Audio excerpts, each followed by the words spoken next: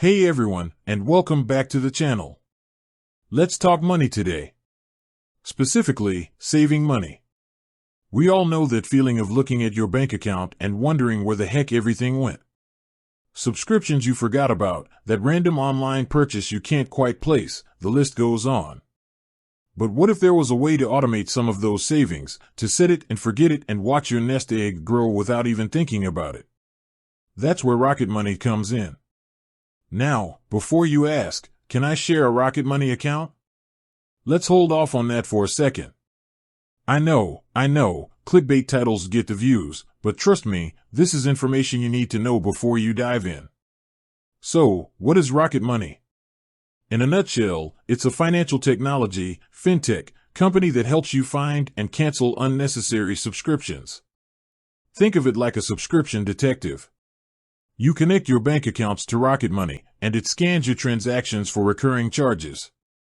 Then, it identifies potential areas where you could be saving money.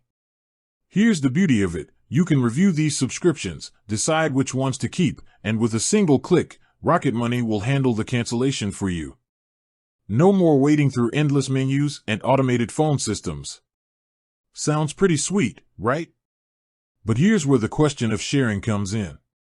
Rocket Money offers individual accounts, and for good reason. Your financial situation is unique, and your subscriptions will be too. Sharing an account with someone else opens up a whole can of worms. Think about it. Maybe you're saving up for a dream vacation, and you want to track every penny towards that goal. Your friend might be trying to cut back on streaming services, but you wouldn't want them canceling your music subscription you use every day. Sharing financial information can also be a trust issue. Seeing each other's spending habits can be a recipe for awkwardness or even arguments. It's best to keep your finances separate, even with close friends or family. Here's a better approach. Recommend Rocket Money to your friends and family.